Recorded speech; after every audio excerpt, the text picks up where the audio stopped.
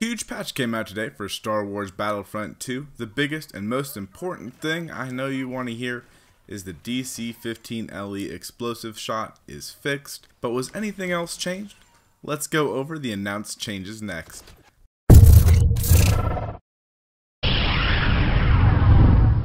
Good morning everyone. So I was going to put out a different video this morning, but since the patch was released, I didn't want to put all this time into a video that would be obsolete within a few hours. So I got up this morning as soon as I saw the patch notes were out, and here we are to discuss the new patch. There was quite a bit changed, and we're going to see the end of some of the current meta builds, so stay tuned and we'll go over the major things you can expect when you sign into Battlefront 2 later today.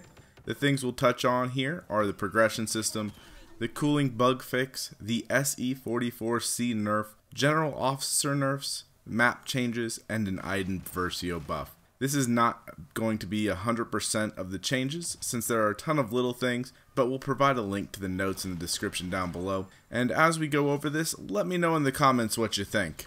As always, if you enjoyed this style of video, let me know with a like and then subscribe so you don't miss when new videos are out on Monday, Wednesday, Friday, and streams on Tuesdays, Thursdays at 8 p.m. Central. The streams the rest of the week will be on a new account so we can get the full experience of a new player to Star Wars Battlefront 2. And if you're looking for the information on what was changed, you can also check out StarWarsGaming.net. They're a great source for news and information regarding Star Wars Battlefront 2, and there's a link in the description down below.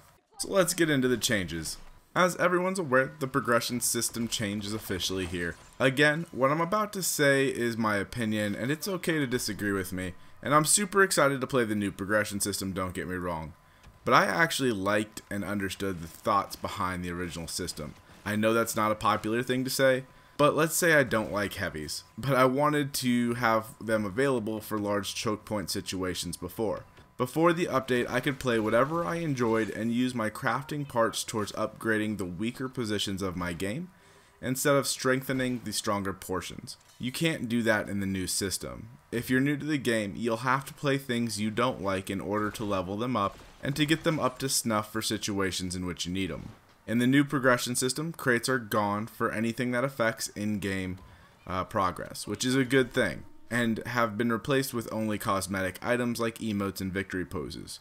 We will be getting the cosmetics here coming in April, so that will be added to the crates as well. Now the only way to unlock star cards and to upgrade them is by playing the class or hero you want to level up with. This is a tried and tested method, generally used in every other game out there. Cards will be available for unlock at certain levels using skill points, which are granted every level and can only be used for the class you unlock it for.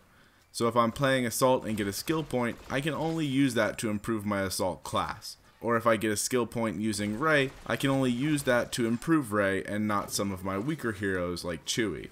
Everything you had yesterday the 20th will still be there, and your levels for your classes or heroes will reflect what you currently already have unlocked. In April, there will be another big patch to introduce cosmetics into the game, but right now, save all your credits, and since you can't use crafting parts anymore anyway, you don't really have a choice but to save those. Crafting parts will be converted in April, so don't worry, you'll still get the benefit for hoarding them up. Now the biggest issue is the DC-15 explosive shot glitch, and it's been fixed. They have fixed all the cooling attachments, so the NT-242 can now fire more than 3 shots again, and the reign of the explosive meta build has been brought to an end. However, with that, the SE-44c is the exact same way it was during the glitch. The SE-44c's rounds available have been gutted to about half of what they were originally with the cooling attachment. The maximum number of rounds available went from 49 to 25 with the cooling attachment, and without the cooling attachment it now only has 17 rounds available, down from 25.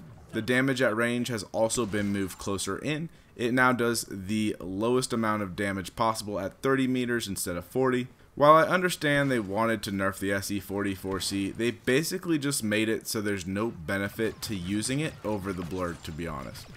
Both weapons now do the same amount of damage per round at 35, except the burst will drop enemies faster since you can one-shot with a headshot.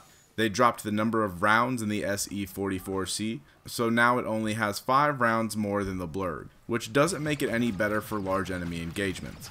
and they both share the same timing for cooling, and this makes the Blurg a better choice since it takes the same number of rounds to kill an enemy trooper, and even with rapid fire on the SE-44c, the Blurg can put an enemy down faster and basically has the same number of rounds before needing to cool. All this nerf really does is increase the number of Blurgs that we're going to see out on the battlefield now, which even though I love the officer class is going to be super frustrating in the long run. Also, Officer's Presence has been changed. Also, the Officer Presence card has changed, and will change the all the battle points build that everyone's been running to get a hero in the first few minutes of the game. While the officer is probably still the highest battle point earner, you actually will need to do some work to get that hero. The battle points gained by Officer's Presence is now the same if you affect 1 or 19 allies, so that greatly reduces the gain you'll get from this card since the points will no longer stack.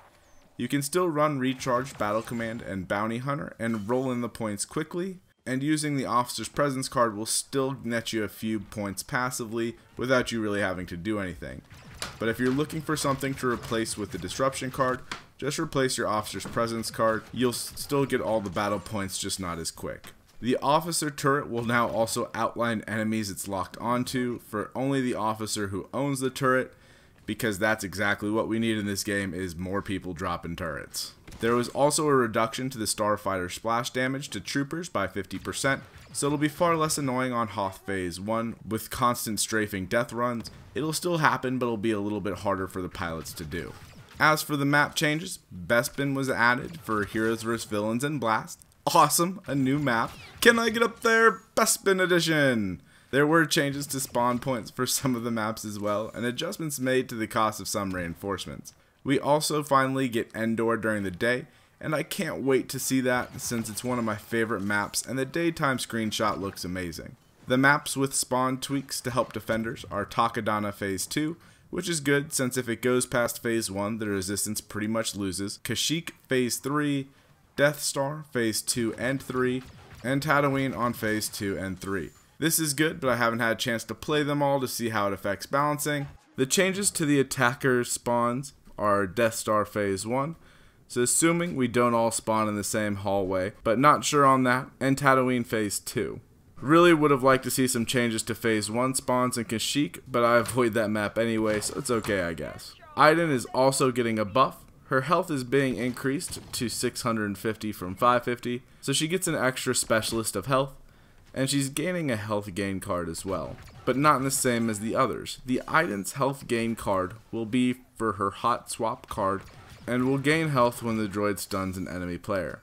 Which my first thought is, what if I stun one trooper and it chains? Do I get all those health gains too? I haven't had a chance to try it, but you know that's going to be the first thing I try when I get a chance. Her pulse cannon was also given a huge buff. It won't take forever to charge and will do even more damage if you're zoomed in from before. Before this patch I didn't really use it a whole lot, but I definitely can't wait to give that a shot, especially on Yavin 4, which is where I tended to use it the most.